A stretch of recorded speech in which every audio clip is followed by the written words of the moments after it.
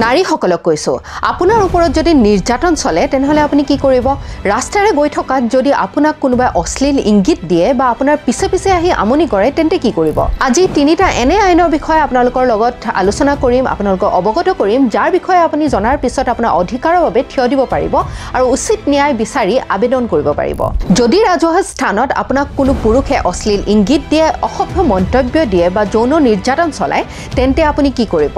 ভাৰতীয় ন্যায় সংহিতা বিএনএছৰ ধাৰা ৭৪ৰ অধীনত গোচৰ ৰুজু কৰিব পাৰে আৰু দোষী প্ৰমাণিত হলে অপৰাধীৰ ৫ বছৰলৈকে কাৰাদণ্ড হ'ব পাৰে দ্বিতীয়তে হৈছে ঘৰুৱা হিংসা বা ডমেষ্টিক ভায়োলেন্স আইনখন যদি কোনো নাৰীক তেওঁ স্বামী শহুৰ বা শাহুৱে শাৰীৰিক আৱেগিক যৌন মৌখিক বা অৰ্থনৈতিক নিৰ্যাতন চলায় তেন্তে সেই নাৰীগৰাকীয়ে আইনৰ সহায়ত ক্ষতিপূৰণ আইনী সাহায্য আশ্ৰয় আদি লাভ কৰিব পাৰে তৃতীয়তে হৈছে পক্সো আইনখন যদি শিশুৰ ওপৰত কোনোবা যৌন নিৰ্যাতন চলায় বা ধৰ্ষণ কৰে তেনে অপৰাধীয়ে আজীৱন কাৰাদণ্ডলৈকে ভুগিবলগীয়া হ'ব পাৰে ভিডিঅ'টো শ্বেয়াৰ কৰিব যাতে আমাৰ নাৰীসকলে নিজৰ অধিকাৰৰ বিষয়ে জানিব পাৰে আৰু সতৰ্ক হ'ব পাৰে ধন্যবাদ